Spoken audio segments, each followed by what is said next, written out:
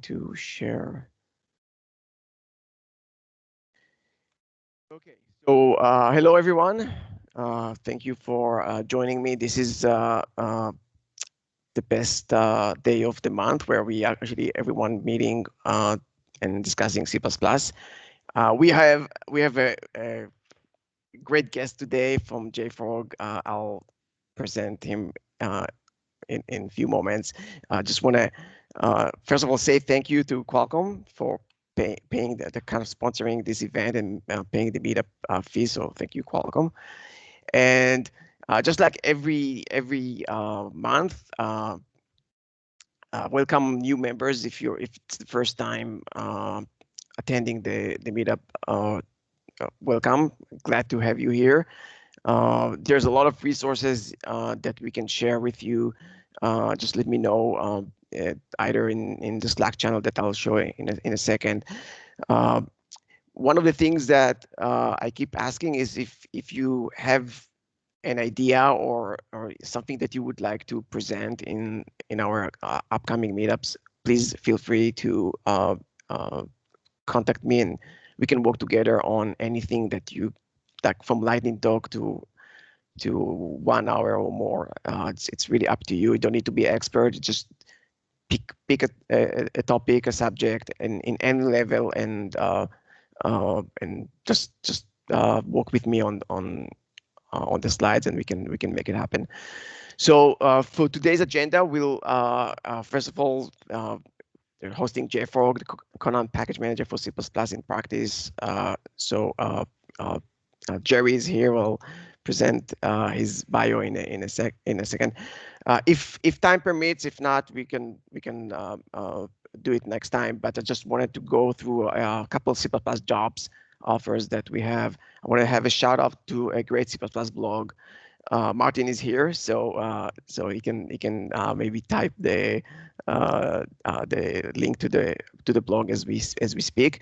Regular CPP quiz questions, and I'm not sure I'll have the time, but I prepared a slide deck with all the book recommendation that we had in the past couple of years, which is a great resource if you want to grab new books on C++. So we have a Dropbox with all the information in the more than 2 years worth of slides. Our Slack channel is San Diego CPP Meetup. We have a YouTube channel that I'm uploading our recording. And you can follow us on Twitter. I'm Kobe_CA Twitter handle, and I'm managing the SDCPP Meetup handle. I'm tweeting on C++, languages, and Linux and similar, and of course, things related to Jfrog. Okay, so next meetup, we have another guest from ThinkCell, Arno, and he would present a practical approach to error handling. I'll go back to that later. I just don't want to wait with we have the Jfrog presentation in a second. So without further ado, Conan package manager for C++, Jerry presenting. So Jerry is a member of Conan development team. He's been dedicated to build engineering for C and C++ since 2016. He's an avid open source enthusiastic, but also deeply focused on enterprise development environment. He's also narrator and creator of Conan Learning Track on the Jfrog Academy, which I personally went through, and it's a great resource in my opinion. Now, before we hand off to Jerry, I just want to just a 30-second just mentioning that, as you probably know, I'm constantly mentioning Conan in the past few months, maybe a year. I'm a big fan of Conan Package Manager. I think this is the right way to go in terms of package manager for C and C++. And this is why you're seeing me able to easily run stuff with C++ ranges v3 format and other packages, and I think this is a great tool for everyone to use. This is why I'm very happy to have Jerry with us today. So Jerry, I'm switching off, and it's all yours. Thank you very much for such a wonderful intro. I really appreciate that. Let me see if I can get my screen shared properly. And let me know if you can see that. Yeah, we can see that. Wonderful.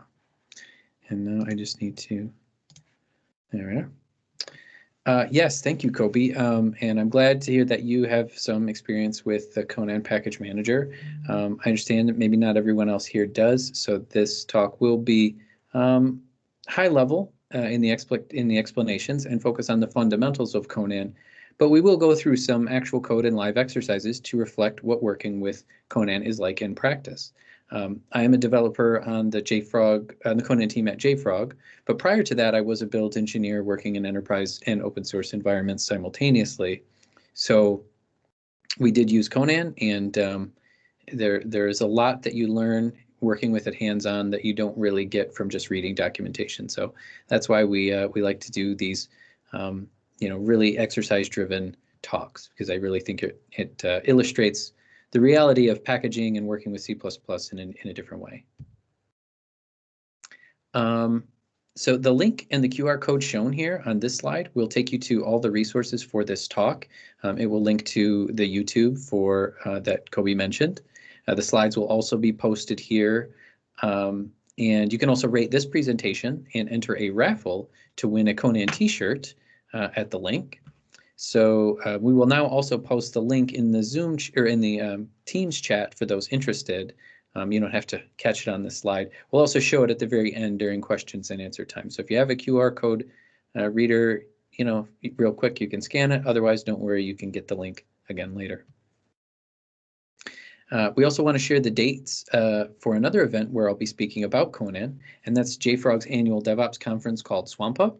We'll be holding the event online this year and running it twice, once for the US and once for the EMEA region. The EMEA dates are shown here. Sorry about that. The United States dates, I'll have Yulin, if you could post the United States dates in the chat, that would be great. Thank you very much. Let's see.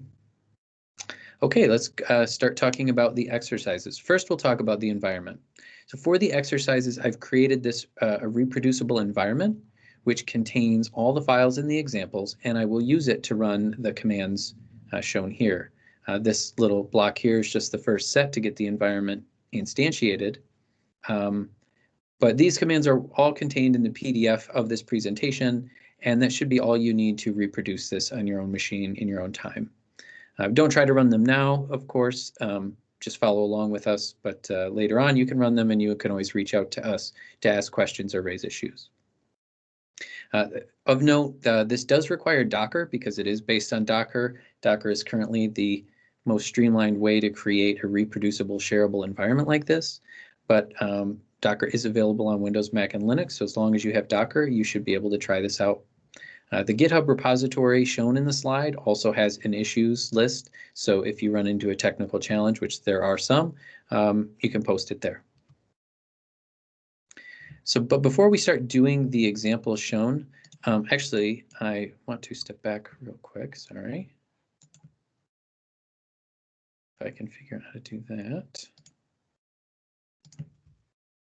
I do want to bring up a shell and run this first set of commands to get the environment created and booted on my machine so that when we go to run the exercises, it is ready to go. It does take a few minutes to build. The first thing I will do, I like to do it as much from scratch as possible to illustrate that it really does work and I'm not taking shortcuts or cheating on my machine just for the demo. I want to make sure it's as easy for me as it, or hard for me as it would be for you. So the last command is here. So I'm on Windows, and note I'm running a Linux Docker container and getting a Linux bash shell to do the exercise. Okay.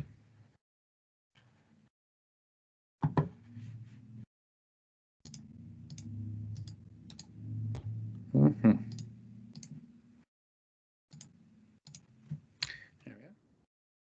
So before we start doing any examples, I want to provide a brief introduction to Conan for those who don't know. Conan is a package manager for C and C++. It's open source. It's published with an MIT license. Should make it very accessible for everyone here. It's also multi-platform, meaning that it can run on Linux, Windows, or Mac OS, but actually it can run anywhere Python can run. So even BSD environments, Raspberry Pis, these types of environments. If you can get Python to run, you can generally get Conan to run if that's your development environment of choice. Conan is also designed to support all the popular build systems we see in C and C++, as well as custom build systems, which are not uncommon in enterprise environments.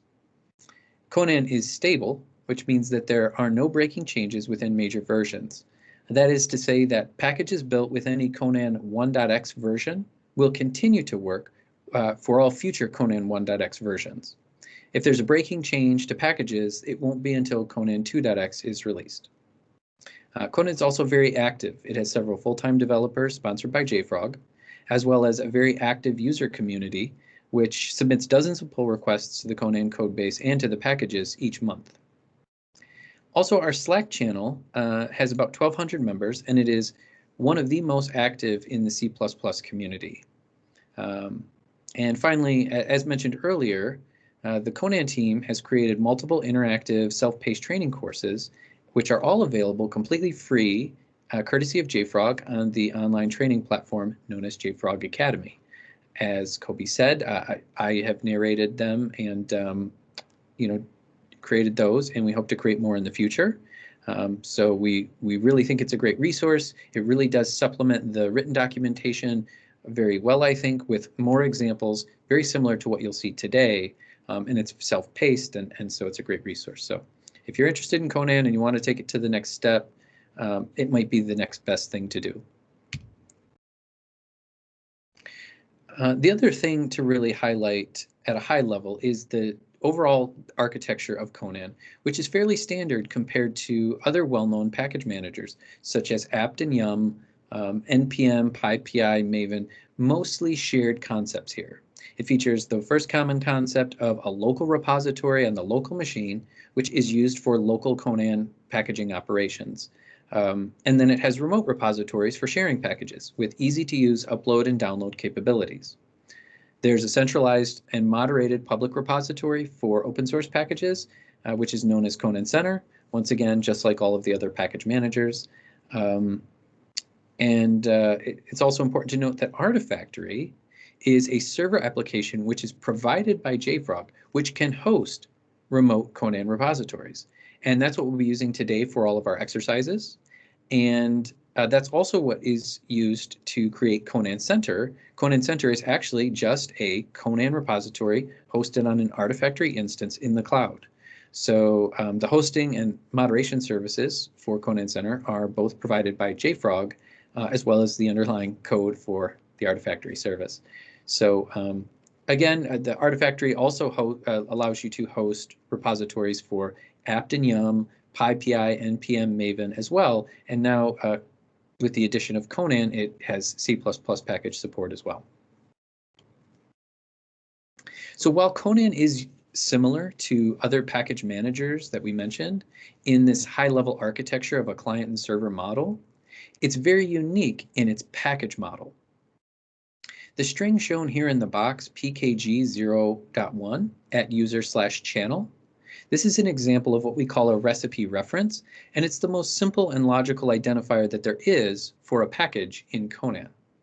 So one of the unique things about this recipe reference is that it can represent any number of separate physical binaries with unique build configurations.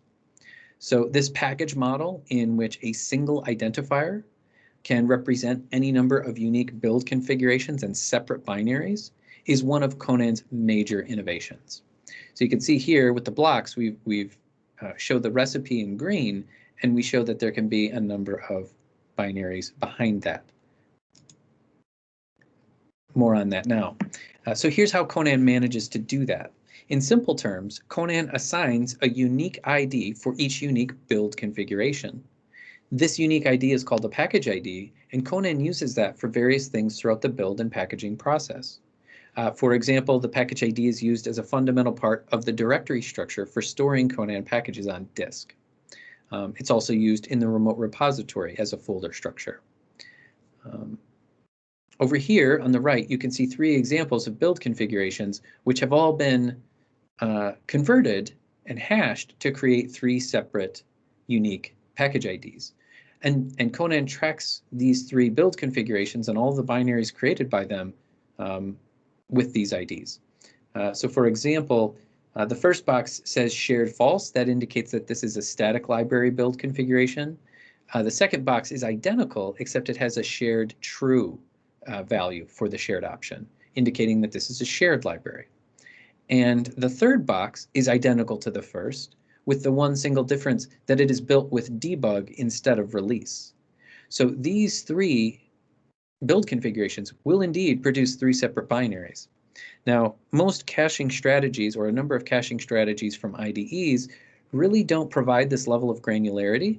There's often sort of a build output folder, which is something like release x86 and debug x64. But if you change things like shared static build, you have to take special steps to have those different build configurations output to different folder structures, and it becomes very tedious to encode the build configuration as a folder hierarchy. The way Conan has solved this is with a hashing mechanism, and it takes all of the build configurations that represent a unique binary, and it produces these unique package IDs. It's just one of the big innovations on caching binaries for C and C++ that I think sets Conan apart. So the client and server also use this package ID as the matching mechanism when uploading and downloading binaries between remote and local repositories. For most of the operations you do in Conan, you must specify a build configuration. If you don't specify one, a default is generated and used, but there's always an implicit build configuration whenever you run a build or an install. With this configuration, the Conan client will calculate the package IDs for each package and then use them for the various interactions with the server. So here in this example, if you are a local client and you are saying, I want to install the mylib package and I'm currently using x64 release on GCC 9 on the Linux, it will try to first find the binary using the package ID match as the algorithm in order to find a matching binary. And then also, once you've downloaded or built a specific binary with a specific package ID on your local machine for a certain configuration, that binary can be used across any number of projects on the same machine. This is how Conan has this single local client cache, and that is extremely valuable in C and C++. If you're developing 4 or 5 different projects which all use Boost, it's really nice if all of them can use the same shared already pre-built binaries of Boost from a single location. And in general, there's no need to rebuild the same binaries multiple times with the same configuration just to use them in different projects. If you have different configurations for slightly different configurations for different projects, that's fine. You can still use a single cache. Conan will just assign a different package ID because it will detect that it's a slightly different build configuration. But no overwriting and rebuilding binaries over and over. As we said earlier, Conan uses the build configuration as the input for calculating these package IDs. We've said build configuration several times already. So here are 2 examples of Conan's build configuration, which are generically referred to as profiles in Conan. These files, the examples shown here, are actually the contents of a file that can be saved on disk and can be passed as a parameter. So this can be much more manageable than passing each of these values to Conan commands as individual flags. You can do that. So when you run a Conan operation, you can pass all of these configuration values at the CLI with the various flags. It's just very tedious and it's hard to reproduce and it's hard to share configuration that way. So this profile file format is a huge benefit for teams trying to create consistent builds and to reproduce things. So these two profiles shown here are obviously different. One is for Linux with GCC 7, and one is for Windows with MSVC 16. And we're actually going to use both of these exact profiles in our exercises today. So the goal here is to demonstrate the part of Conan, the development flow of Conan, of developing cross-platform, two different platforms at the same time, and show how Conan makes those two experiences extremely similar and extremely seamless, even when the build story is non-trivial. So one final note about profiles is they also allow you to do something else, which is very powerful, which isn't really technically related to build configuration. They allow you to specify build tools which you wish to be made available in your builds. This is done with the build requires section highlighted here in yellow. In this example, we specified that we want to make use of Cmake version 3.19.0 specifically. So this implies that there has been a Conan package created which contains Cmake 3.19.0 binaries already pre-configured, and Conan will download that package and make the executables from that package available via the path environment variable. You can therefore use build requires as an alternative to installing build tools such as Cmake or others directly into your Docker images or your developer systems. And for many build tools in many environments, this strategy can offer a lot of advantages. There's much more to say about build requires and its various advantages and how it's used, but we won't have time to go into it. It deserves a talk of its own. However, we will use this one in our exercise today and talk more about it at the time when we use it. So before we do the exercises, one last major innovation that Conan has made, which we want to mention here, is the abstraction layer that it provides over other build systems. This is actually inherent of it as a package manager, but it's unique in that C and C++ have so many build systems, whereas other development languages and ecosystems, they might have one or two, but they don't have what C and C++ has. So when you're developing C and C++ applications in a team, it's a typical requirement that each developer should be able to build the entire application from source, including all of its dependencies. Not all organizations have that requirement, but a lot do. Many C and C++ libraries and applications also tend to have multiple open source dependencies. And unfortunately, these dependencies often have unique and complex build systems that go along with them. So this is a major burden for C and C++ developers who want to focus on the code and not build systems of obscure, old, or complicated third-party dependencies. So Conan aims to reduce this specific burden on the developer because once an open source project has been packaged with Conan, Conan users really no longer need to interact with that build system directly just to use it.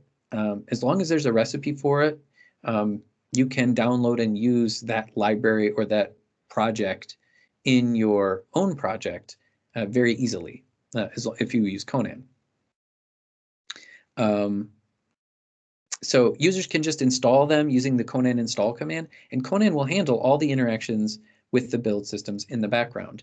This is a huge advantage. A lot of times, right now, for a lot of organizations, in fact, most organizations who do C and C++ development, if they don't use Conan, the story here is unfortunately much more complex. If a project wants to use Folly, Boost, OpenSSL, and Absail, these are 4 separate build systems which can each be daunting on its own.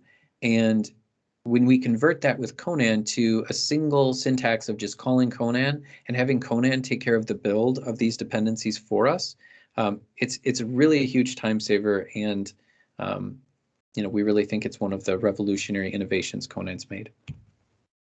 Okay, enough theory and patting ourselves on the back. Let's do some interactive exercises. For our first exercise, we're going to demonstrate a seemingly simple goal, which is to get an open source dependency from ConanCenter and use it in a Cmake project. However, it's worth noting that the open source dependency happens to be Boost regex, and this is relevant because getting and using Boost libraries has historically been a non-trivial endeavor, especially if you want to use it consistently across multiple platforms like Windows, Linux, and Mac. So here we'll show how Conan makes that much easier, and we'll talk a little bit about how that contrasts to traditional methods or alternative methods for getting and using Boost in a development project. So the key command that you should take away from this exercise is the Conan Install command. All right, here are the relevant files for the exercise. It's just 3 files. First, we've got a single source file named regex.cpp, which, as you can see, includes boost regex.hpp. We won't show the content, but it's an extremely trivial little executable. Next, we have a file named conanfile.txt. Now, this file is the most simple and declarative way that there is to use Conan to provide dependencies to your project. There's an alternative way, but this is the simple syntax. In this case, we declare that we need Boost version 1.74.0 and that we're using the Cmake Build system. You can see under generators, this is where we declare the build system that we want to use in our project, and Conan will generate files relevant to that build system. More specifically, we're not just saying Cmake, we're saying Cmake find package. So we're also saying we want to provide the dependency to our project using and satisfying Cmake's find package feature, which is, if you're familiar with Cmake, you might know that Cmake has multiple ways in which you can give it dependency information, and find package is one of those, and that's the one we're going to demonstrate today. The third file we have on the right here is the Cmake list file, which tells Cmake how to build our source and how to link it with its dependencies. We can also see here that we are indeed using Cmake's find package feature to locate Boost, and specifically the Boost regex component, as it is called in Cmake lingo. Notice that the Cmake list file does not contain anything specific or proprietary to Conan. There is no mention of Conan anywhere in this file. This demonstrates that any existing Cmake project which uses find package can now use dependencies from Conan without needing any modifications to the Cmake list file. This is noteworthy because the vast majority of open source projects which use Cmake use the find package feature, and the Conan team has had to work very hard for several years to achieve this capability and to achieve complete transparency with the Cmake find package feature. It was surprisingly difficult to do, and it's something we wanted to do for a long time, but it took us many iterations of Cmake integration to get there. So it is now possible to get this full transparency throughout your Cmake projects that you might be using. I should also mention that while we are demonstrating Cmake integration here today, there is comparable support and integration and transparency with many, many other build systems. So NS Build, Auto Tools, Cmake, Boost Build, all of these have support from Conan, and they have similar sort of integration capabilities. We're just using Cmake because it's the most common and universal one that C++ developers seem to know about. Okay, so now we will actually run the commands. First, I'll step through them. But again, these commands are all available in the slides so that you can get them and run them yourself if you want to. So the operative command here, as we said, is Conan Install, which is shown here on the third line. There's a few commands here to cd into the right directory and make a directory. But the Conan Install directory, we will pass first the profile for Linux, which I showed on a previous slide, and that will define that we are using the Linux build configuration for GCC 7. This will download all of the dependencies in that Conan file, which we just showed, and it will download precompiled binaries for GCC 7, which exist in ConanCenter already. It will also generate, this single Conan install command will also generate the files for our build system.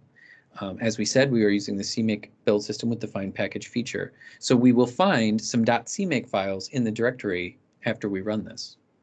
The other file that we will generate is called activate.sh. Now this is a script which relates back to that build requires that I mentioned before. And the goal here is to expose the Cmake 3.19 executable from a Conan package to our current shell by prepending its binary directory from the package to our path environment variable. This is how we will make use of the Cmake executable from the Conan package via the build requires feature. Excuse me. So we will explain more about how that feature works. It's called the virtual environment feature. And we explain more about it in the courses in the Jfrog Academy. If you'd like to learn more about that, you should definitely go look there or look in the documentation as well. Excuse me.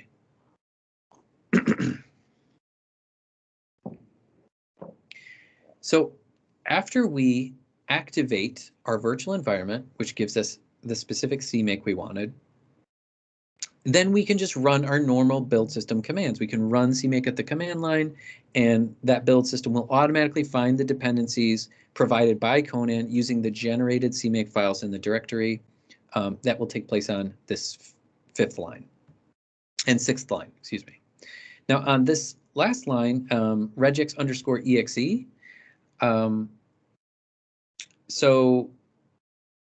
that is the executable created by the build system, by cmake. And the final step is that we will run that with a string, and the purpose of the program I will explain to you now is simply to take a string and transform it with regular expressions. So here is the example string that we will be passing. It is an email subject with a regarding abbreviation, and the logic of the program is to simply look for the subject, look for the RE colon after it, and to deduce that what this email is regarding, and it will spit out the text regarding Conan. That's all, a simple text transformation. It's just an easy way to get a successful executable.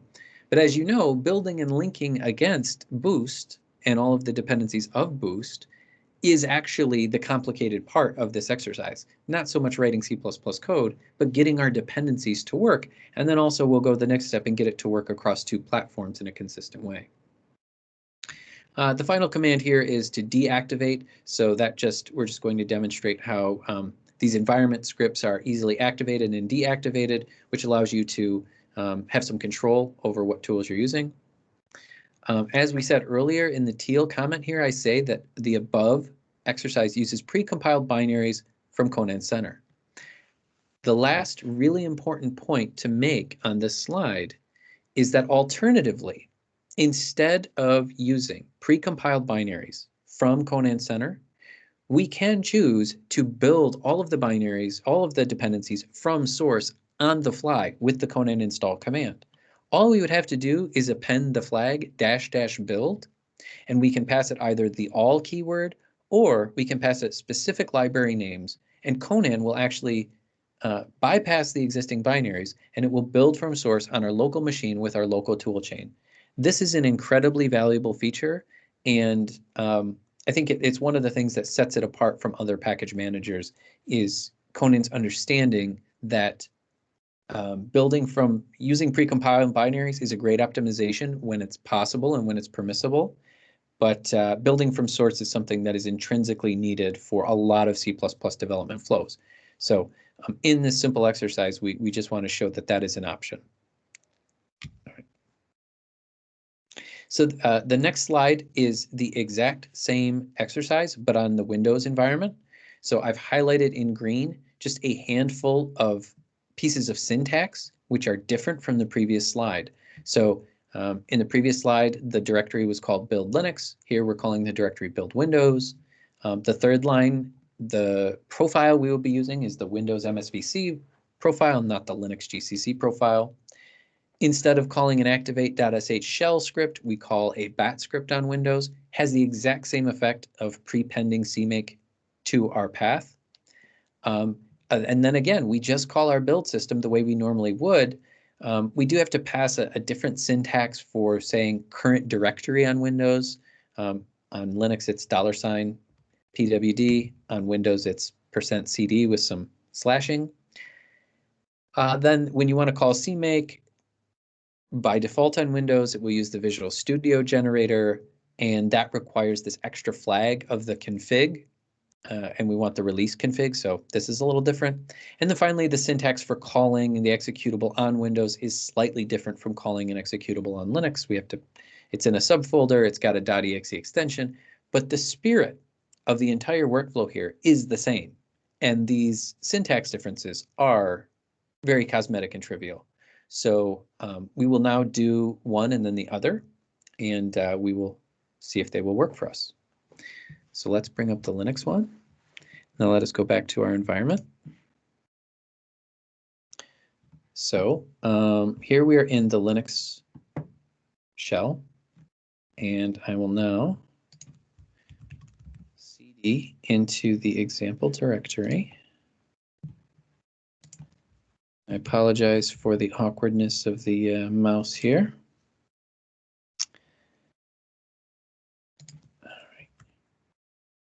Now we run that Conan Install command. So we're in a directory dedicated to this Linux build, and we're going to use the profile, the Linux GCC 7 profile. Now the Conan Install command is going to do a lot of things for us. It's extremely powerful, and there's a lot of implied behavior here. Once this command is complete, I will scroll back up and walk us through the log just briefly. We're not going to talk about every detail. You can see what's happening here is it is downloading and decompressing the boost precompiled binaries from ConanCenter. And notice the size was only 20 megabytes. This is great, and this demonstrates how with Conan, when you need only a single binary for a single configuration of something as big as boost, that Conan will give you the actual only we're implicitly specifying we want the static libraries. So we're only getting the static libraries of Boost built on GCC 7, and that's only 20 megabytes. A lot of dependency strategies we see in enterprise have these huge folders full of like a number of Boost binaries for a number of configurations, and they're in the gigs sometimes of size. Here, you get only what you need for your local development flow for your current local configuration. It's extremely efficient. Okay, let's scroll back up and just walk through what we saw. So here's where we ran the command, and this is just a warning. The first thing Conan does is it prints back to us the configuration that we specified. This is very helpful for CI debugging because it will tell you exactly a log you're looking at. What was the configuration?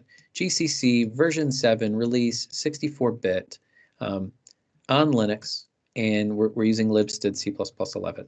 So this is very nice and easy, and it's exactly what we expected. So Conan will then do its normal process, just like any other package manager. It will look in the local cache, and then it will look in remotes if it doesn't find it. First, it will try ConanCenter, and it will find Boost 174 there, and then it will download. First, it downloads the recipes for each of these dependencies so that, because dependencies have other dependencies, the first thing it does is download the Conan files to calculate the entire graph. Once it's identified the entire graph, it tells us here everything it downloaded that was all the transitive dependencies. It says it got them all from ConanCenter, and it even showed us the build requirements that were included, and that was great. And now it's going to proceed to get the binaries, the actual binary files for static binaries for GCC 7.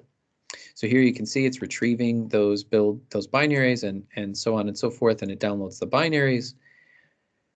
And then it does give us some notes that it's appending to the path environment variable. And this is, again, another sort of hint at the feature for build requires that we talked about.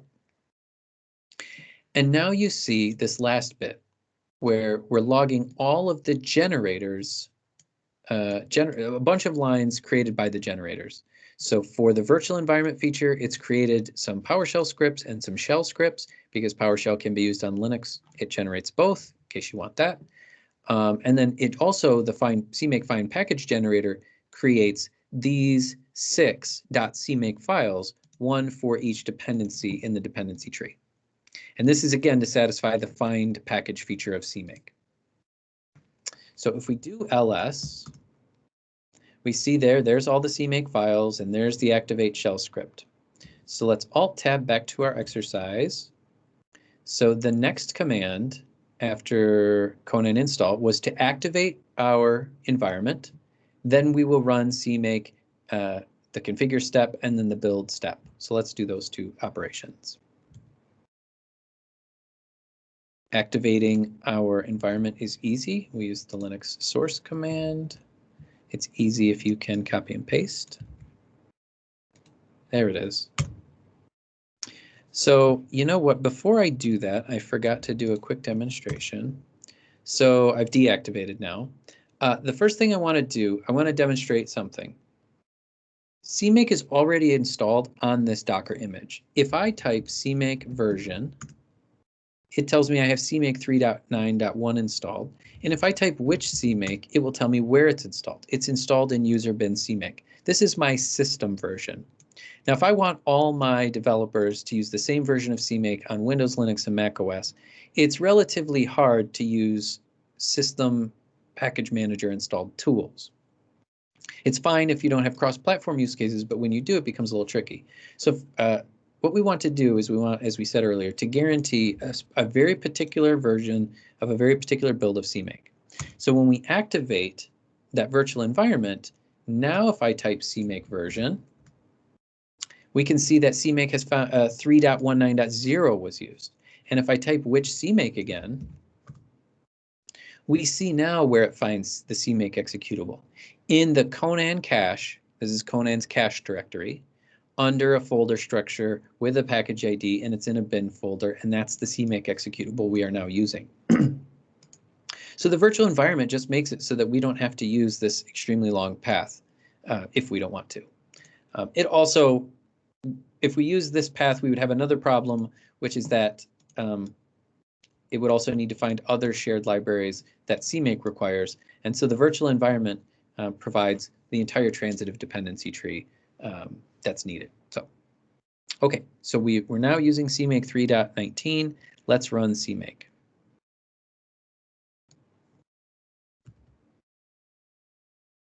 And it will break for a moment after this exercise for a round of questions. So here we run the configure. We see that it is, we saw that it was GCC 7 was indeed what was detected by Cmake. Sorry for the scroll. This is a verbose output from Cmake. It's helpful in a way, but it's a little hard to look at, especially when you scroll through it. But what it's saying and what we can see, let's just pick one, is that it's telling us it has found dependencies in the Conan cache under the boost package folder. And if you go all the way to the end, you can see this is libboost fiber, this is boost context, boost graph, IO streams. These are all of the separate components of boost that are needed, and it's finding the static library for those. It's extremely explicit and nice if you're a debugger, if you're trying to debug problems, to see all of this, find exactly what it's finding and from where. It's also possible to silence this, which we should do at some point. Okay, so now that Cmake configure step has done, let us run Cmake build. Excuse me.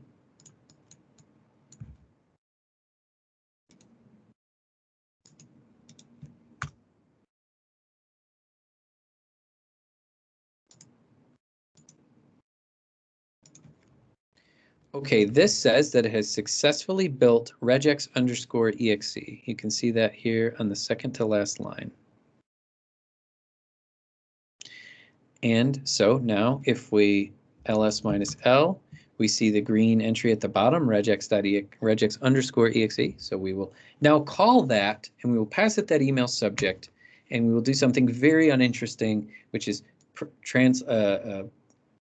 convert this string into this string using regex, a transformation. Okay, great. So it was successful. We built and linked with Cmake with Boost, and we didn't really even need to know that Boost depends on bzip2, iconv, and zlib, all on Linux. We didn't need to know any of that. Conan just took care of all of that for us. All we did was specify we need Boost, regex, and give us everything we need, and Conan took care of the really complicated, messy stuff. So hopefully that exercise resonates with many of you. We will now deactivate our environment and change our directory back to the original project directory. Okay, or to the original directory. Now, that was an experience on Windows, and I'm on Linux, sorry, but I'm on Windows. and I want to make sure that I can run the same program on Windows. So here's my Windows shell, which I will full screen. And as we said, we showed the commands already. Let's just Alt-Tab back for a moment. We're going to use a different directory name, a different profile name, some different syntax for calling the environment script, but the flow is going to be the same. So I won't repeat it. It's a little tedious now. We all know, hopefully, what's going to happen. So let's make the directory and let us run the Conan install now on Windows.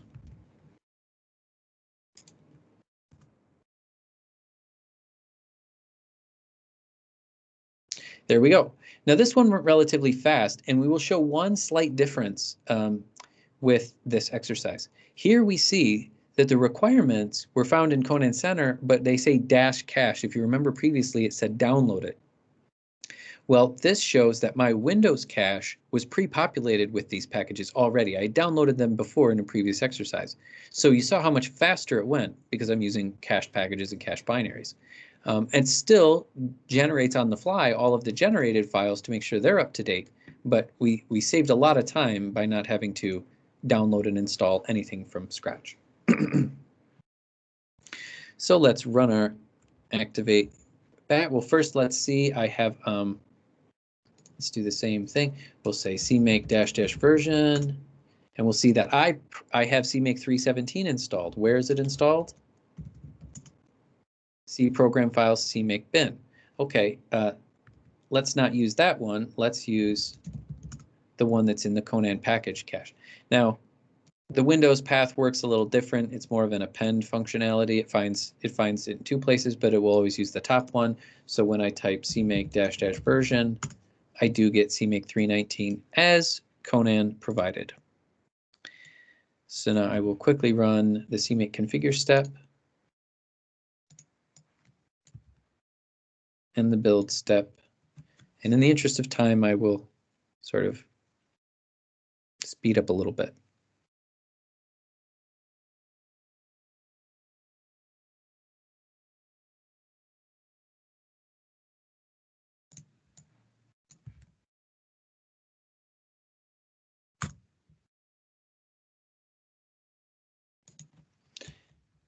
There it is now. It says it built the exact same program on Windows with the exact same dependencies and the exact same build system version very consistently, and the program works consistently as well. Fantastic. So that's great. If anyone has struggled with doing development across platforms, hopefully this is a bit of a eye-opener, and it looks really nice. It's a little harder when you have GUIs and stuff like that. Command line programs are always a little trivial comparatively, but again, the code in C and C++, often the bigger the application in the use case, the code becomes the easier part, or at least on par with as difficult and complicated as the build story. Okay, we did it. So what did we do? We learned the Conan install command. Bear with me. And we used it to get dependencies from Conan and use them in our build system for our project. Now, our project, the regex program that we made, it didn't really have anything special about Conan in it. We created a Conan file for it to give it dependencies from Conan, but we could just as easily have gotten Boost a number of other ways. We could have built it for source and done it the old-fashioned way. But the regex program didn't know anything about Conan, and that's really important to demonstrate how Conan intends to be a transparent, interchangeable provider for your dependencies for those use cases that want it that way. Conan makes it easy to install and use historically difficult dependencies like Boost, like Qt, like FFmpeg and OpenCV and OpenSceneGraph. It's the same sort of experience with all of those. Again, another key factor here is Conan can provide these dependencies using the same exact flow and mechanisms to any build system that you use. So it's highly likely that many of you don't use CMake, you use MS Build or you use Makefiles. Conan can generate, instead of CMake files, .props files for MS Build, .make files for Make, Lua files for pre-make, and a number of other formats for a number of other build systems. So that is a really important point. Your flow, your experience with Conan is the same. Also, if you have a custom build system, which again is not that uncommon in the world of C++, you can write your own generators to generate whatever proprietary text file format you want. And as long as your build system can read it and you know what your build system, maybe your build system wants to read YAML. Maybe you wrote a really advanced future build system. Conan can generate the dependency information in YAML for your build system. Finally, ConanCenter provides many packages with popular C and C++ projects ready to go, which include precompiled binaries for many different platforms and configurations, over 100, in fact, precompiled binaries for each major library. However, again, Conan provides that -- build flag, which always lets users choose to build some or all of their dependencies from source on the fly. This is extremely important because in many situations, using precompiled binaries is just not an option for a wide variety of reasons. And yeah, so this build feature enables those use cases. Now, the next thing we want to talk about is Conan Recipes. First, we're going to explain what a recipe is, and then show some examples of recipes. In simple terms, a recipe is a Python class which Conan will read and execute in order to create one of these Conan packages. So let's look at one. Here's an example of a Conan recipe. This one's a little abstract. Instead of providing actual bodies for methods, I've just provided comments in teal to explain what they do. Next, we'll provide real recipes. But first, let's understand the scaffolding. In the export sources method, we define which sources Conan will need to capture in order to build the project. In the requirements method, we declare our project's dependencies. In the generate method, we produce the files that the build system will need in order to build the project from the variables that are declared and passed from dependencies. So the requirements are a bunch of dependencies. They provide paths to libraries, library names themselves, paths to headers, and we need to generate those into the files for the build system. So then in the build method, we invoke the build system to actually build the sources into the binaries, and that relies on the files that were generated by the generated method. So you can see each method feeds into the method below.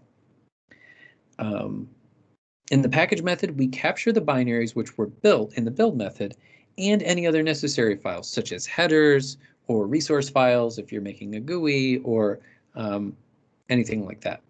So the files captured here are copied into a new destination directory called the package directory. And then finally, in the package info method, we declare the contents of the package for the consumers. For example, the names of the libraries that we packaged, or the directory names where they can find the lib files or the A files, or the directories where they can find the headers, as well as any other variables such as preprocessor definitions, or even environment variables can be defined in the package info method. So Conan will call all of these methods in the appropriate order at the appropriate time. So now here's a concrete example of a Conan recipe with the methods filled in.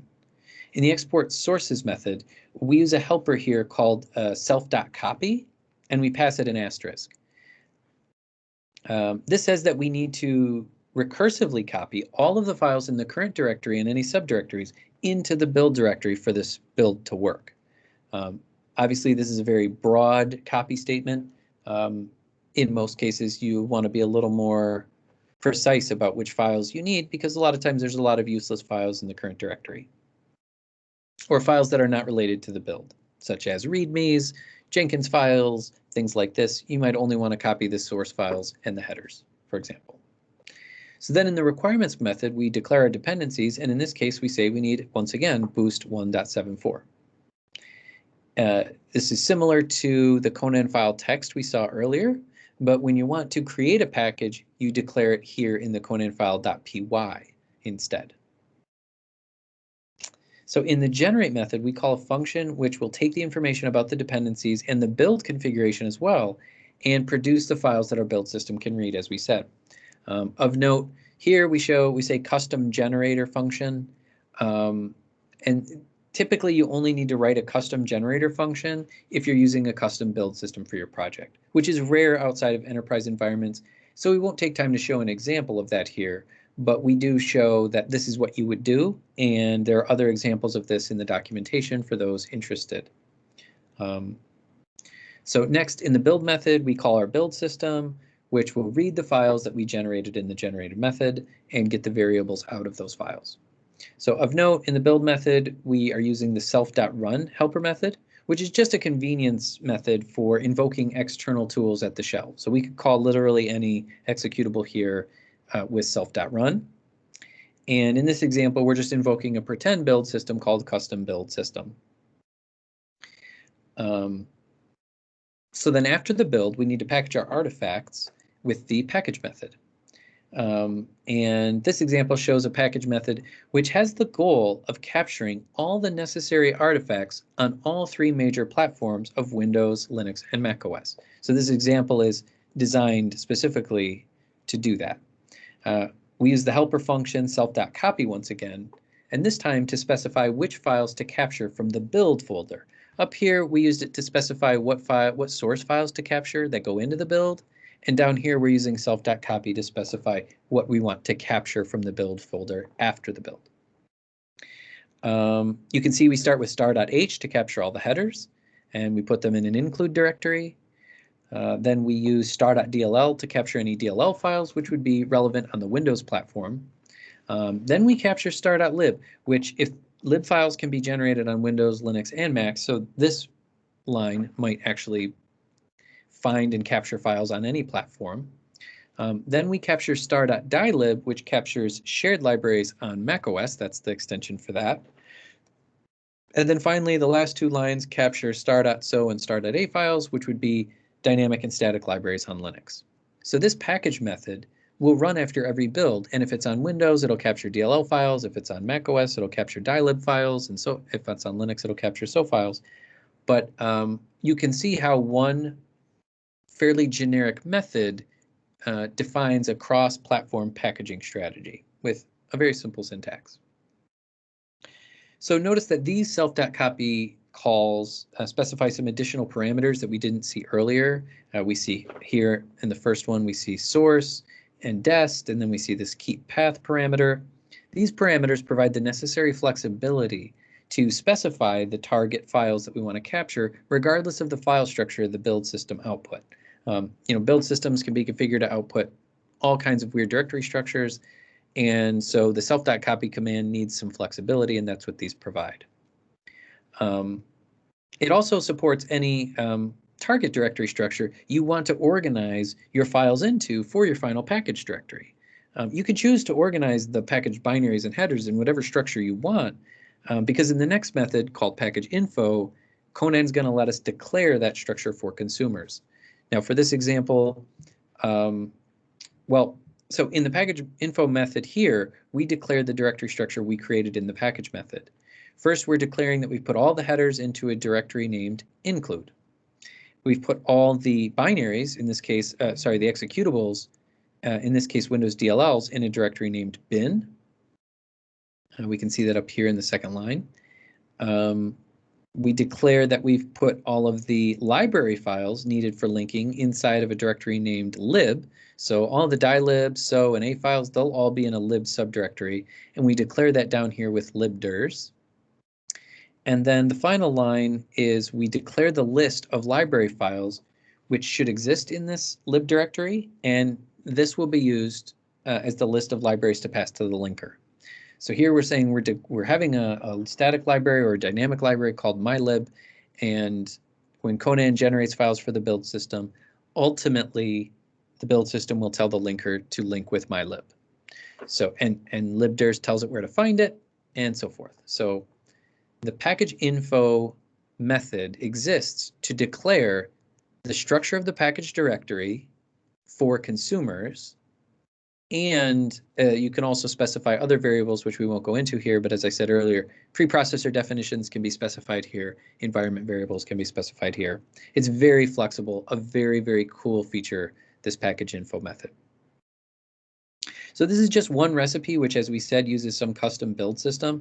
Now I want to show you an example of another recipe, which uses a more well-known build system, Cmake. So in this example, we just want to demonstrate that recipes can be quite a bit more clean and elegant when using a common build system such as Cmake, MS Build, or Auto Tools, etc. So the export sources and requirements methods are the same as the previous example, exactly the same. However, now in the generate, build, and package methods, you can see that we're using a Python helper classes for Cmake. Cmake toolchain, Cmake deps. This one's just called Cmake, and it's called Cmake down here. We use the same class down here as well. Conan provides many of these helper classes for common build systems, and it's easy to see how they can make recipes easier to read. They also make recipes less error-prone, as they guarantee that the build system is called using a valid syntax with proper spacing, quotation, flag prefixes. It takes care of all of that if you use the built-in helpers. So if you can imagine self.run with a string, and you've ever tried to invoke command line tools from Python code, you know that you can get into a little bit of a nightmare with quotes, slashes, spaces, and so forth. So these helpers are really just syntactic sugar. But these, in this example, these three methods we've shown can be functionally equivalent to the previous slide and the previous example. Behind the scenes, the Cmake generator classes in the generate method, they just generate text files, which you could do in your own Python class as well. And the Cmake classes in the build and package methods, they just call self.run behind the scenes for Cmake, and it just takes care of a lot of the ugly translation for you. So it's really a great feature. Finally, once again, in the package info method, we declare to all the consumers the same thing. The headers are in a directory called include, the executables are in a directory called bin, libraries are in lib, and there's one library to link with, and it's called mylib.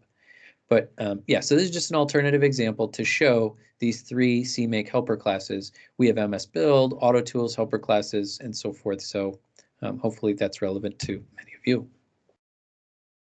Okay, so now we're going to actually create a package using the same project we used in the previous example. Instead of conanfile.txt, we're going to use and define a complete recipe of conanfile.py. We're going to use the conan create command to build our package from this recipe. Now, I said I was going to take a moment for questions, and I did not do that. So let me see if I can easily pop up the chat and go back, and if I missed some questions. I'm sure Julian's doing a great job. Can I specify a different Conan file? Yes. Does anyone know if there were outstanding questions, if someone could summarize? Ari's posted some good stuff. Kobe points out a great point on the previous slides about -- build. There's also a missing keyword. So if you pass -- build equals missing, it will build any of the binaries that it didn't have. Very good point. Yes, cross compilation is supported very well. We spend a lot of time supporting cross compilation, so that's a good question. Okay. I feel like I can't see the whole question list. So please, Kobe, do interrupt me if there's a really good, important question. Otherwise, I'll continue. All right. So what's next? Conan create.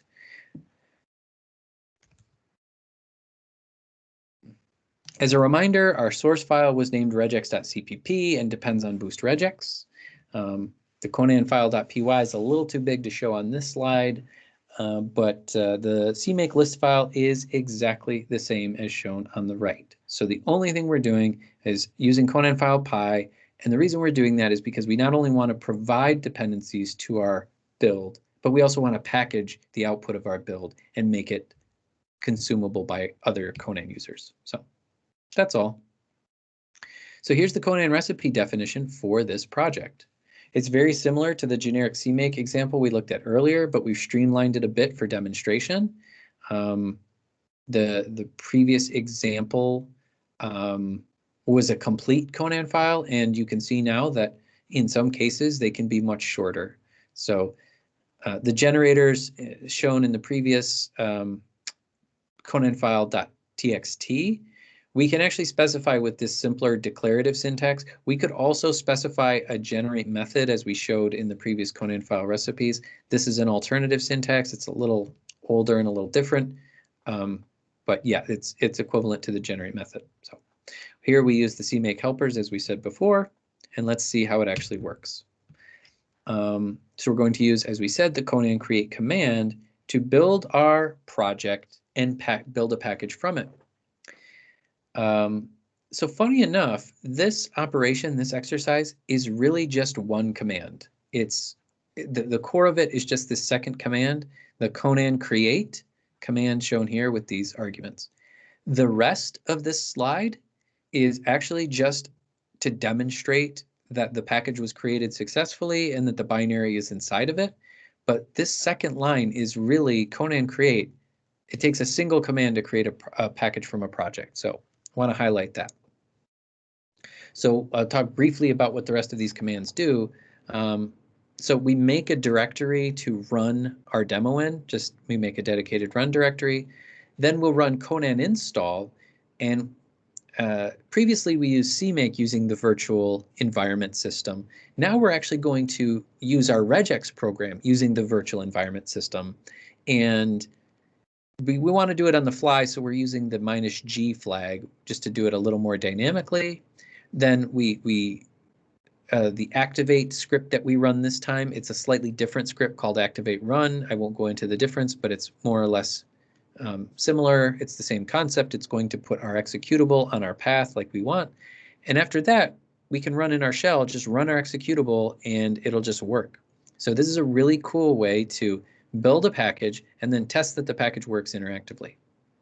And then in the end, again, we clean up our shell by deactivating just so that the next time it's not polluted. Okay. Again, we're going to do the same exercise on Windows. Everything is in spirit the same. It is the same syntactical differences as before. We've got bat files, we've got an exe extension, and some different folder names. So let's do it. Let's do this. So here we were in our Windows shell. Let's jump back over to the left, which is our Linux shell. Let's full screen it. Let's clear. And let us now do the create package example. We will go to the create package folder. We will run Conan create. And wow, is it fast. So I'm going to take a moment to scroll back up. Don't worry. Well, before I do that, let's celebrate. We've packaged one file, regex.exe, which we see that Cmake just built right here. Built target regex.exe, packaged here. You can start to see the pieces coming together. Now we see again all the same fine stuff that we saw in the previous example. Okay, here's where we ran our command. Sorry for the scroll. The only thing to show here, I guess that's a little different from the previous example, is the export sourced method doing its thing. So this tells us what files went into the build. The Cmake lists, the Conan file, these scripts, but regex.cpp. So this goes to show why copying star isn't really ideal. All we really needed for this build was to copy in regex.cpp and Cmake lists.txt. So, but export sources does the job of taking things out of our working directory and it puts them into the build directory. It also tells us, hey, I've exported the hash files here so it can distinguish between revisions if we change a source code or something like this. And then we see Conan does the install process. So we ran Conan install previously to get our dependencies for our local build that we were doing with Cmake. Well, Conan internally in its build folder needs to build the project the same way we did. And so it needs all the same dependencies. So it's doing the same exact reconciliation process. It's found all the packages. This time it said I found it in the cache, so it didn't have to re-download. We can see here the only thing that it's building is actually the regex library.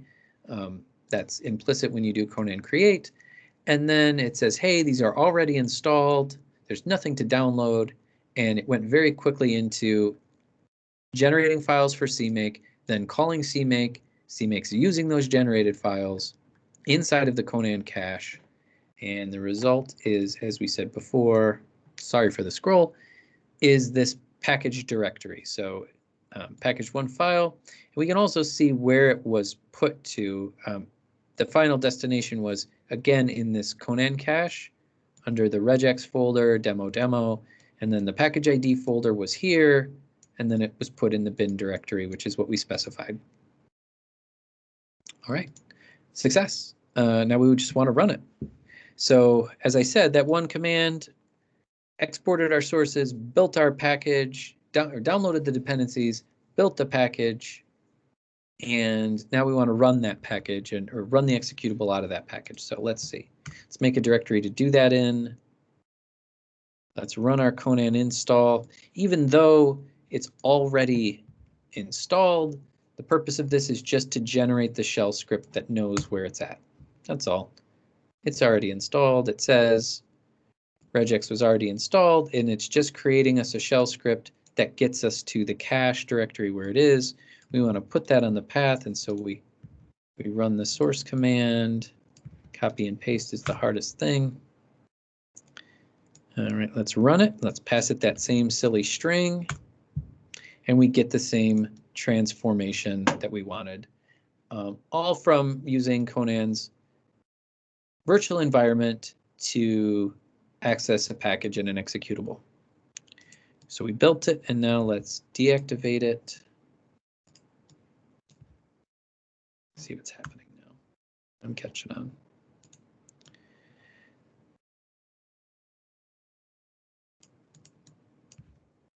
I'm also going to do a cleanup step to just remove that folder that we just used. Just for demo purpose.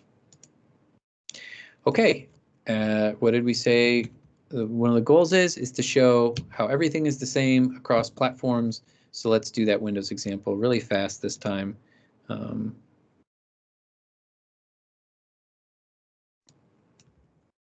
Bring our shell back up, jump over to the right, full screen, get a clean shell, and let's go to the examples directory in the create package example.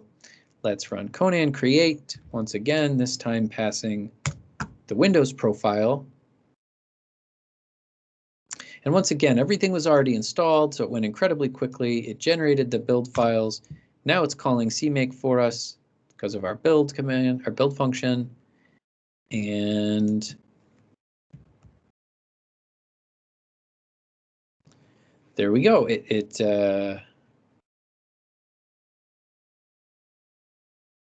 built target right here. This is where the output says that it went into regex_exe.exe, and then it packaged that one executable file down here in the package method, it tells us. So again, this is a good testament to how nice Conan's output log is. It's very easy to read and has evolved a lot to be very helpful to users. So now we want to run our Windows version of this executable. So let's run the Conan install with the -G virtual environment. Yes, regex was already installed. We just wanted it to create a bat file. We could also use the PowerShell one, but we're going to use bat.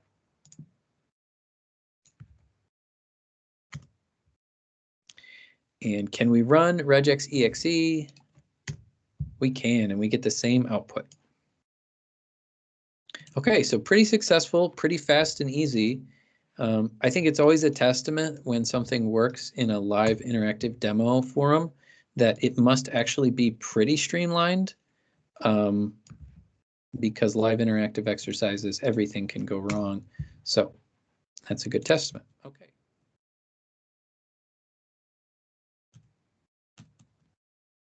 So here are the key takeaways from this exercise. The Conan recipe we call conanfile.py is the file name. That's what we call a Conan recipe. And it is the instructions for creating the Conan package. There's a little overlap with Conan file.txt. Both can define dependencies, both can define build requirements and environment variables, but it is only Conan file.py that can create a package. So in enterprise environments, if you're having a series of components that all depend on each other, you're using Conan file.py. If you're an open source project, maybe you're Notepad++ or you're some C++ project out there in the internet who builds an executable, you're not really being consumed by other packages. You can probably just get away with Conan file.txt. To give an easier way for your users to get their dependencies, and that's why Conan file.txt exists. So a recipe, though, is just a Python class with standard methods such as requirements, export sources, build, package, and package info. We learned a lot about what their purpose is, how Conan moves between them, and how Conan calls them to create a package. All right, the last exercise is now to upload the package we just created to a remote repository, because we are not the only developers in the world. We want to share. So first we will review the list of remote repositories that come installed with Conan. We just want to prove that it's, ConanCenter is the one that you'll have. And then we will add a new remote repository with the Conan remote add command. The repository we will add will be the one that was created during the startup of our demo environment. And this repository was created and is now hosted in a local Docker container running an instance of Jfrog's Artifactory server. And it's the CE edition, the community edition for C++, which is free. And it is designed specifically for hosting Conan repositories. That's all it can host, Conan and generic. But it's great for these demos, and it's great for people who are trying to learn. It's also the edition that we use for the training. So on that server, we've created a Conan repository as part of the setup script, just called Conan Local, which is online now. And so we will add it on our local Conan client, and we will upload our regex.exe package to that repository. So very typical day in the life of someone working with Conan type of operation. Here are those commands. There's nothing really platform specific about these commands. There's no fancy differences. So it's just these commands on Windows and Linux that you need. So that's really nice. So we start by listing the repositories just for a reference. Then we add our new remote repository. We're going to give it the name Artifactory. It's probably a bad name in your environment, but that's what we'll call it here. And we will pass, this is the URL of the demo environment that gets created. So since this is a private repo and we want to upload to it, we will need to provide credentials. When you download from ConanCenter, you don't need credentials. It's a public repo, you're downloading. However, this is a private repo. When you go to upload, there should probably be some authentication. So we're going to show how to do that. We're going to use the default admin credentials from Artifactory CE because that's the easiest way. And then we should be able to upload our hello package to our Conan repository. And then we'll use the Conan search command to search that remote and make sure we see what we expect and study the results a little bit. Here is a screenshot of that server, but what I'm going to do now is actually pull up the GUI, which might take a moment longer than the slide. So bear with me. I will now bring up the browser here.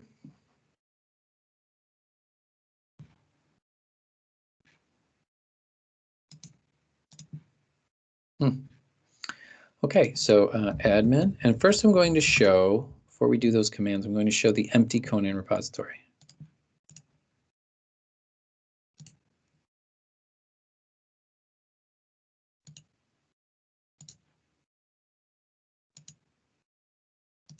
Okay, we have Conan local, that's the repository we said, and there's nothing under it. There's no files under it, it's empty.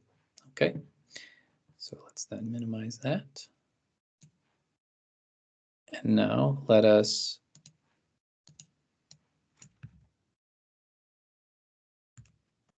jump back to our Linux shell first. So we're going to do this on both, remember. Start with Linux. Let's clear first. All right. There we go. ConanCenter, it is the default. It comes built in with Conan, and that is the only place. All packages there are moderated. All packages there are safe, and that is why it is the only default. But we will add now our internal Artifactory server, and this is the URL. I should say, if I go back to the GUI, there's a button in here that says Set Me Up, and it will tell us the same Conan remote add command. We have to. It doesn't know what name we want to give it, but it tells us how to, the same command we're doing. So that's really neat. So let's run that. There we go. If there was a network issue, it would have failed. So it's a good sign that my Docker containers can talk to each other. So now if I run Conan user with the credentials, this effectively logs into that remote. And now we will Conan upload the regex 0.1.0 package to the Artifactory remote. We want all the binaries that we have for it, and we're going to force, because timestamps can be funny in Docker containers. That's all. You don't normally need to do that. It's just for the demo. Okay, now let us search our remote. So we just uploaded it. The logs are promising. Let's search. The Conan search output is actually really nice. I really like it. It shows that in the Artifactory server, it found one recipe with a single package ID. Now remember, a package ID corresponds to a unique build configuration and a unique binary. We see here the settings that were used for that package ID. Also, something we didn't talk about, but the list of dependencies is also included in the package ID.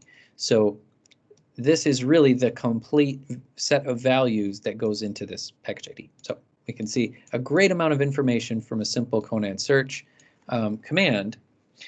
But we built two binaries. We built a Linux binary, we built a Windows binary, and as we said in the very beginning, one of Conan's real magic innovations is that regex 0.1.0 at demo/demo should be able to hold any number of unique binary configurations and with unique package IDs. So let's just try to give it two. So we gave it a Linux one.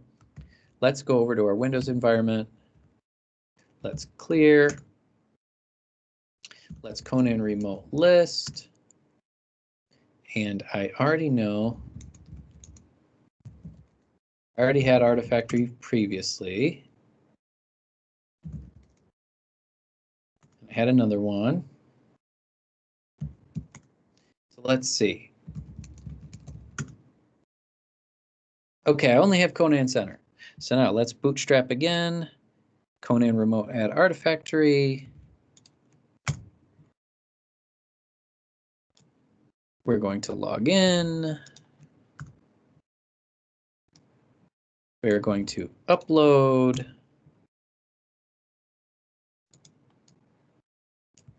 Now we are going to search. Now we're on the Windows machine. We are searching. There it is. We did it.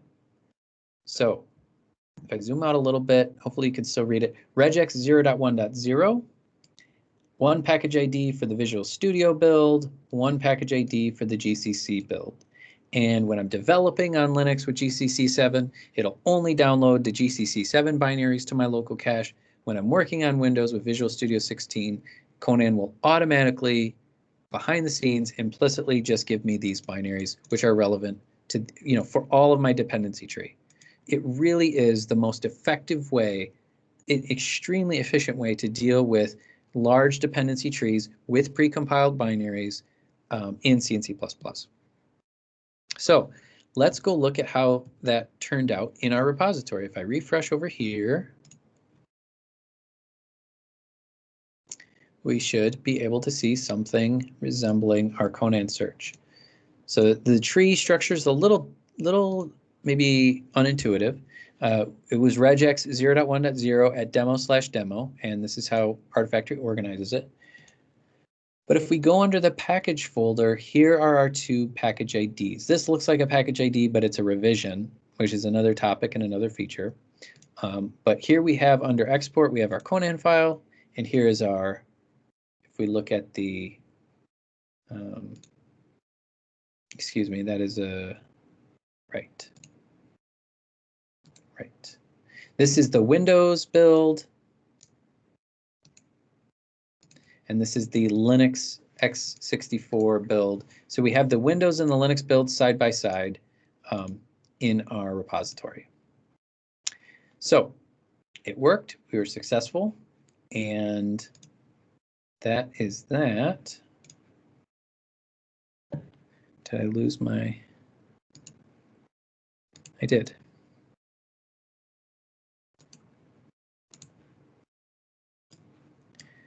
Bear with me.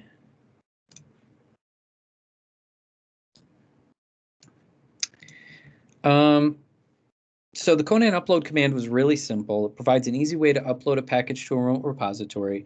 There are easy commands for managing your list of remotes, and it comes with ConanCenter installed by default. We also learned that Conan has a local repository that we've called the local cache, and that packages downloaded or built here can be shared among all the projects. We explained that the strategy of local and remote repositories with simple commands for uploading and downloading is similar to other package managers, which provides a practical and familiar experience to build engineers, to DevOps professionals, and to people who use multiple programming languages. Finally, we demonstrated how Artifactory CE provides free and local hosting for Conan repositories and how fast and easy it was to set up an instance and start uploading packages to it. That's what this slide says. But that's all the exercises we have for today, which is a shame because there's so much more to show in Conan, but we do like to leave room for discussion and Q&A after these exercises because it really does generate a lot of curiosity. So with that said, here are the best places to go to learn more about Conan. On the homepage at conan.io, you can find links to each of these resources. Each is valuable in its own way, depending on your environment and your interests and your needs. So we hope you find them useful. Also, if you just want to chat with me or the rest of the Conan team or other Conan users, you can find us all in Slack in the CPP Lang community. And there is a dedicated #Conan channel, which we all regularly hang out in and interact with. It really is one of the busiest places in the C++ community. So.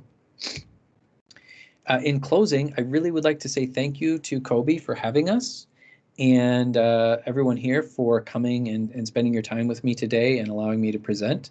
I hope the session was enjoyable and informative. And if so, please feel free to mention us on Twitter or LinkedIn. And in any case, at this point, I'd be happy to take questions and comments and any feedback at all, really, that maybe we didn't get to in the chat. I will leave the... Oops, it got cut off there a little bit.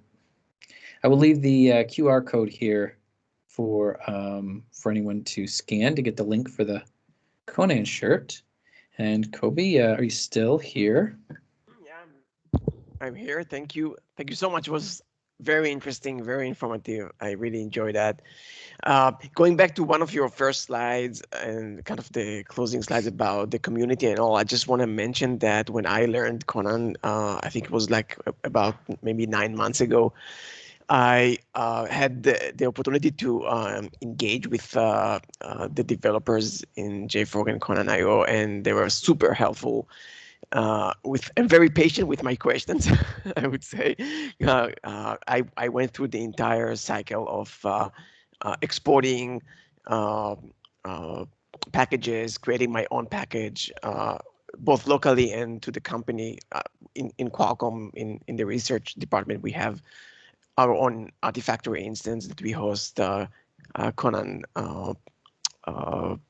packages. So I went through this whole exercise, and it was amazing because it was a multi-platform. Like, for example, I had Cygwin that I needed to build, and I was kind of, oh, there is no Cygwin already pre-built, but this is the build missing part that helped me. So there's a lot of features, there's a lot of knobs that it takes some kind of a ramp up and get used to the all the flexibility. But once you have a good grasp of it, it's a very powerful tool in my opinion. I truly believe in this package manager, and I think once you start using it and bringing packages down, you're not gonna use apt to clutter your machine. I think it's basically like a sandbox of packages, and it's much more cleaner than cluttering your machine with all kinds of apt-get if possible on Linux. I think this is a much better approach. Anyway, if anyone has any question, please feel free to chime in. Yeah, definitely. And thank you for the comment about the community in the chat that they were helpful, because as you said, there are so many knobs, and very often with Conan, you don't know what you don't know. You don't know what features are there to help you, what idea, what features exist in Conan that, you might be thinking about, how can I get Conan to run Cmake this way? And you might not even know about the Cmake helper. And that's why it's really great to have a community that you can ask, kind of naive questions and not be afraid of looking silly, and also, have a good high chance of getting a reasonable response. And that was one of the things that got me in the Conan community right away. So I'm glad you had the same experience as well.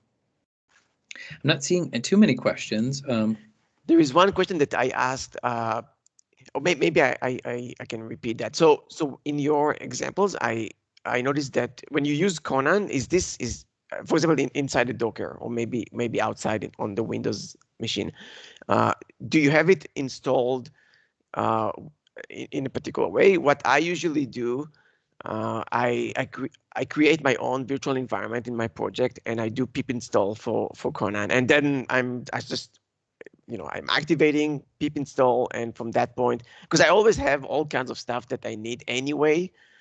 So I'm using Python because I have all kinds of utilities that I always use as part of Python. So Conan is one of them. Yeah. Yeah, I mean, if you're using anything else in Python, then Python's guidance of using virtual environments for everything you do is still standard. That's still a really good practice. For example, if you have build containers that really the only reason they have Python is to run Conan, then you don't need virtual environments necessarily, but I would say it's orthogonal. Like, it's definitely something that most Conan developers, I think, do in most environments. So yeah, it's a good point that if you want to try it out, and you want to try it out in an isolated, kind of reproducible way, virtual environments just does make sense. It's just a good feature. We don't do it in the demo because there's already so much complexity, but yeah, it's a good point. I'm glad you brought it up. That was one, I see. There's another one now, yeah. I'm looking. Well, I'll tell you what, as we said, as you said, oh, I see, Martin, that's what you're talking about. The scroll in Teams is not very helpful for me. Available. How many packages are available, say, comparing these packages to Brew? Is it easy to submit new libraries to be included? Good question. I think we are over 700. Maybe Julian's a better resource. He actively works on more recipes than I do. So he can probably say the updated totals, but I know we were over 700, around 800 is the number. So I think VC Package has more, and I think Brew probably has, I don't know how many Brew has. It's easy to submit libraries to PRs.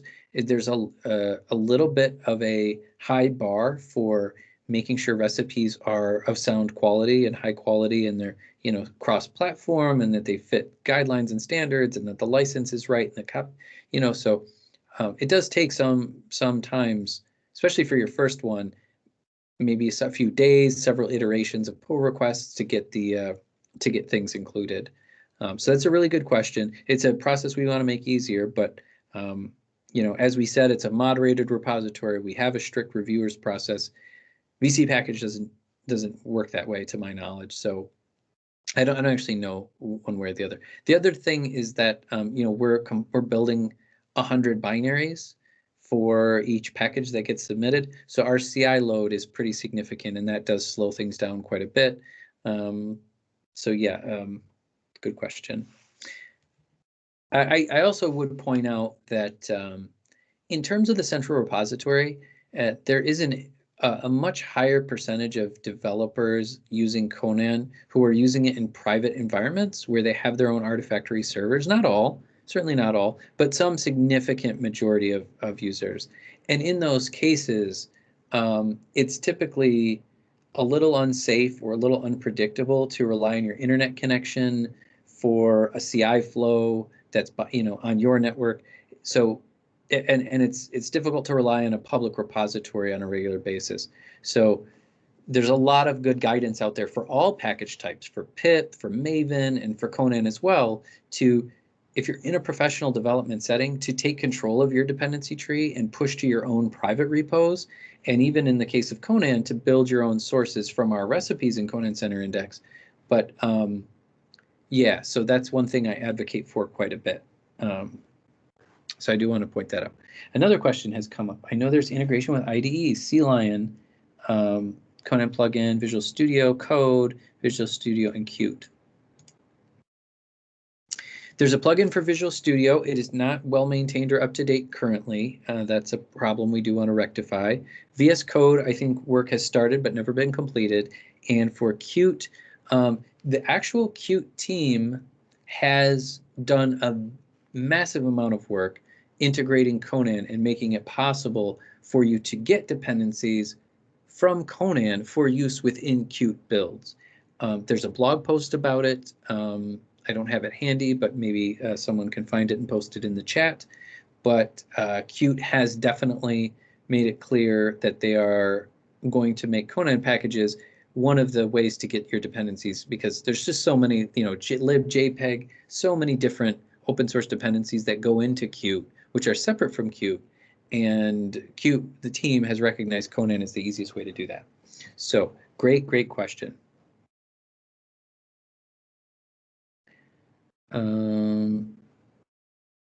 So no, the entire infrastructure for ConanCenter is completely privatized and maintained by Jfrog.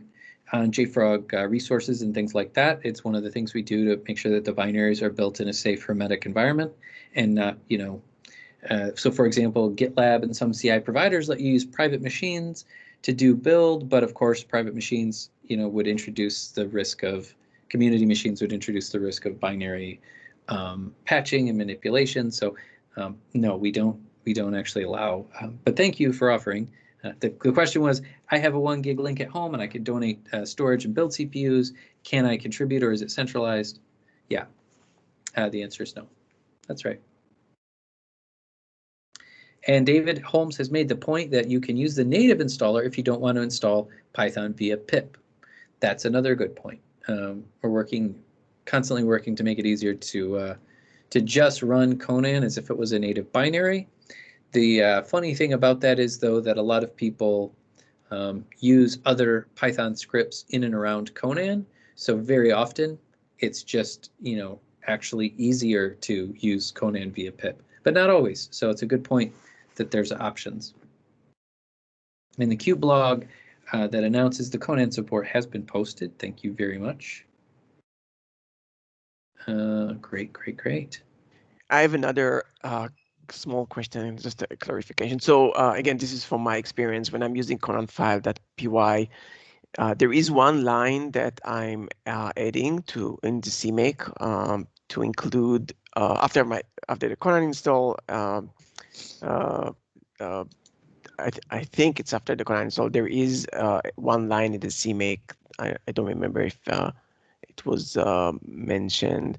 I don't know if I'm using something which is a bit stale or this is the right best practice. I can even. Yeah, do you want to post it in chat and I can bring it up on my screen, or I can share? Yeah. I think what you're talking about is the module path adjustment, maybe. Let me take a look.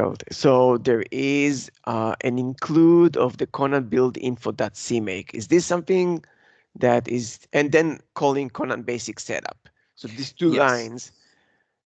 Good point. I don't have examples of those on a slide, unfortunately, but I will say that, as I said, there are several ways to get dependency information into Conan. And it took Conan team a long time to satisfy transparently the Cmake find package feature. So that was only available, I don't know, within the last year or so, or somewhere around there. And maybe it's now a little longer than that. But prior to that, so once we achieve that, of course, that's the thing we're going to show in the demo here, the most elegant and streamlined way to integrate. And it is what it takes advantage of is this. In this line, you see the Cmake module path of the current directory. So it's saying use all the files that I just generated in the current directory first. Find those, and that will resolve your dependencies. So that's the trick that makes it possible not to have to edit your Cmake lists.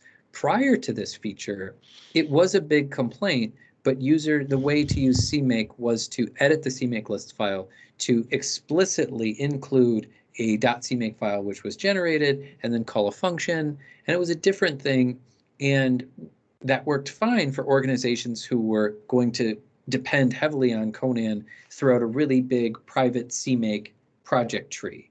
They didn't mind. They're already customizing their Cmake lists in a bunch of ways, including a build file wasn't that big of a deal. There are also a couple of other tricks that can include that file in different ways, a little more automatically. But ultimately, if you're using, this is the most elegant way that exists today if it works with your projects, if your projects use find package and so forth. So this is it's a great question though, because you will see people who go out there today will see more examples of what you described than they will see like this. So the community recipes and things still, I think, have to catch up to this. Got it. Thank you. Yeah, in the documentation as well. It's documented, but it's not necessarily like in all of the tutorials and all of the demos, this is what you should do yet. Great question. Anything else we're missing? Yeah, there is a question on the find package and cross build tool. Yeah, Bing Long, that is a good question. I don't think I have time to answer that. And I don't even think I know the answer offhand, to be honest. So that's a good question to ask in the Slack channel, because there's a couple of people who worked, directly on the find package support. As I said, it took a long time to get it right. And the other thing that it took a long time to get right in Conan, and it's still evolving, is cross-building and the toolchain support. So those are active areas of development. And we have some really exciting features right now, currently in the code that you can use. And I think even the last, I'd say 2 or 3 out of the last 5 releases have included significant upgrades to cross-build support. So yeah, you'll have to ask, and you can get much more detailed answers from the developers who worked on those features. Or the documentation. If you look at the pull requests, it's all there in the GitHub. If you want to spelunk through the code and through the pull request history, you can find it. Yep, you're welcome. Thanks for asking. So, Kobe, did you want to, with I guess the 15 minutes remaining, did you want to move on to other topics? Oh, you're muted. Thank you. Yeah, let's move to a few. I have few things that I want to cover in the remaining 15 minutes. Let me share my slides. Okay. Now, someone has asked one more question. Do you want me to answer that, or? Sure. Yeah, go ahead. Okay, and I don't know if you want to stop the recording after this or keep going. Probably just keep going to the end. Okay. And we can edit that. Yeah. Oftentimes for my blog. So the question is, oftentimes developing examples for my blog, I had to build a particular library, then find Cmake find package files separately and include in my GitHub repository. Did you say Conan solves this? So for any open source recipe which exists in ConanCenter today, if you use Conan to provide your dependencies, Conan will provide all of the find modules because they're custom generated to point to the Conan cache. The find modules that you had to find previously found them in other places, right? In your system, or I don't know which ones you found, but yes, so Conan should make that easier. And if it doesn't, then we probably want to hear your use case, and we probably want to see if we can, if there's something we've missed or want to improve. So yeah, it should solve your problem. Right. Okay, great. So that was it. That was it. Sorry, Kobe, go ahead. No worries, no worries. Thank you. It was very interesting, very important. Okay, so we have, again, thanks again, Jerry. We have about 15 minutes. I want to post two C++ jobs if anyone is on the lookout and looking for a job. There is first of all the department that I'm working in, the wireless research and development is hiring. So there is some information about we're working on 5G technologies, the new radio technologies from Qualcomm, and feel free to go through these slides I'm going to upload and apply. Tell them that I send you to, so it's going to be easy. I'm kidding, but yeah, do go and apply to the job recs in the website. Second company that asked me to post is I don't know if I pronounce it correctly, but Accelerate. Hopefully that's the name. And there is the it's a remote, and there is a description in this slide, and I'm going to upload a PDF, a document that they send me, so you can go over that and take a look if this looks something that you would like to apply. So 2 jobs opportunities that I'm posting here, helping others. Before we are looking at this, I want to talk about Martin Vorbrodt. Am I pronouncing your name correctly, Martin? Yeah, the last name. Yeah, okay. It's Martin Vorbrodt. It's fine. Vorbrodt. Okay. Yep. Good. I didn't butcher the last name.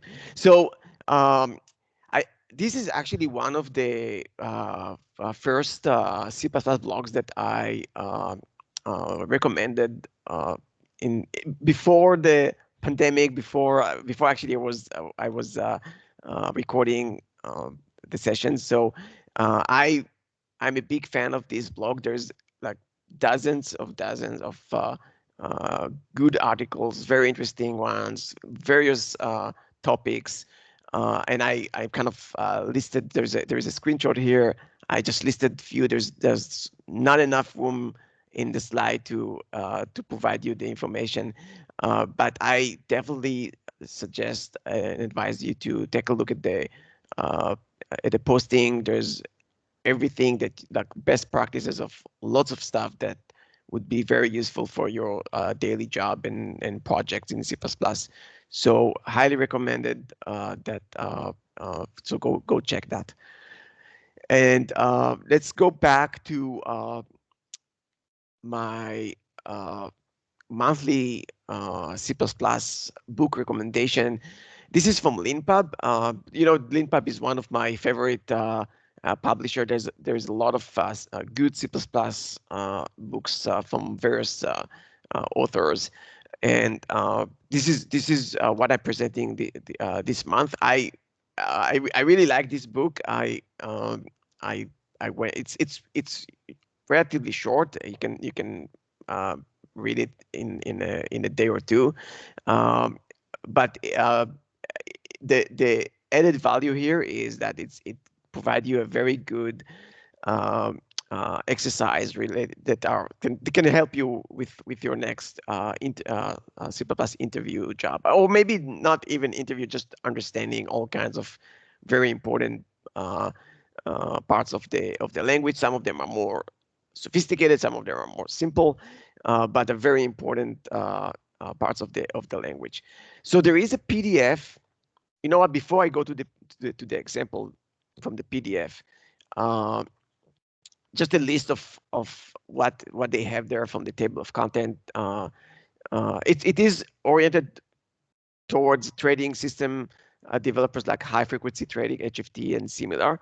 But things that I want to highlight is multi-threading, log-free programming, all kinds of OS and IPC related topics. It's all in the context of C++, of course. Network programming. There is chapters that talks about containers, optimizations, tools, even all kinds of tools and best practices that you need to do while developing C++ projects. There is no Conan, by the way. Now I'm thinking about it. That's something that we should provide the feedback to the authors. That just came to my mind. But there's like sanitizers and similar like that should help you with your C++ project. They have one PDF that you can download from LeanPub, which is an example of a question. So let's go over that. I think we have 5 minutes, so this should be sufficient. So let's take a look at this example. And the question is, would it compile or not? So there is a namespace X. Let me see if I can have my pointer. So there's a namespace X, and there is a class nested inside this namespace. It's an empty class. And then there is an operator, an overload operator for getting two references, count references to which is A and B. And then in this example, it doesn't do much. It doesn't even do any arithmetic, but it just return A by value. And now main is doing the following. It defines A and B, the part of X namespace, and then C is A plus B. And the question is, would it compile? And if you trying to think like why wouldn't it compile? Like, for example, there is no operator plus in the global namespace, so why A plus B? Why the compiler would actually find the plus operator? Because it's not part of the global namespace. So how actually it would compile? So would it compile? So this is basically a question that just trying to see if you have knowledge about ADL. This is the argument dependent lookup, which is also known as Coing lookup, the person that actually came up with that.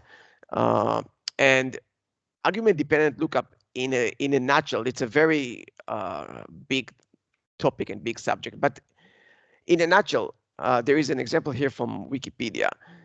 When you define a specific element that lives in a specific namespace, and you have a function that takes this specific object or variable or whatever as a parameter, but when the compiler creates the candidates, and this is an unqualified call, right? There is no colon. It's an unqualified call to F.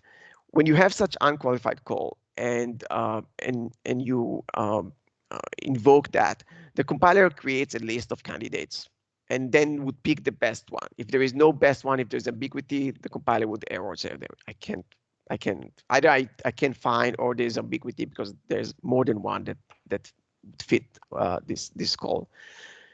In this case, F is being used as an unqualified call, and the idea in a very natural is what happened is that the function F, which lives inside NS, is being the compiler would find it because A is also in this namespace. So what happened is that the compiler says, okay, can I see F in the global namespace? There is no F in the global namespace. Okay, that's fine. Let's take a look at A. A lives in namespace NS. Is there any F inside namespace NS where A lives in? Oh yeah, I found it. Okay, let's see if now I can call F inside NS with A, so that's fine, and 0, which is an integer. And then the compiler finds it and all looks good, even though there is no F in the global namespace. So again, so what happens here? So in essential, if you think about an overload operator, the line A plus B is as if it is looked at by the compiler as if it was X operator plus A and B. Or basically, if you just remove this X, it's basically operator A and B. So A and B are part of the X namespace. So the operator plus can be found because the compiler said, okay, do I have an operator plus in the global namespace that fits that? No, I don't. Okay, let's take a look at the parameter A and B. They live in namespace X. Is there any operator plus in namespace X? Yes, there is one. Can I use it? There is an A and B, which are instances of A. Yes, I can use it, and things would compile. So the solution is yes, it would compile, and ADL helps with that. Now, ADL is a huge topic, and what I did is I went to my bookmarks and looked at everything that I kind of kept in the past few years, and this is a list. Probably can find more, but if you go through this list, you'll be able to understand more of the subtleties, I would say, in ADL. It's a huge topic to master, and I think this is I'll stop here. We are top of the hour. See if there is any questions or anything that someone wants to add before we conclude this session. No, so okay, thank you, Jfrog, thank you, Jerry, Ari, thank you. You were my contact person arranging that. Thank you for making this happening, and I really enjoyed and learned a lot, and definitely continue using Conan and spreading it all over. You know, that's what I usually do. Thanks a bunch. Thanks for having us, and great meetup. A great organization, and I hope to talk to you again soon. Thanks. Take Same care. here. Take care. Thank Bye-bye. you so much. Good night, everybody. Take care, guys. Thanks. Bye-bye.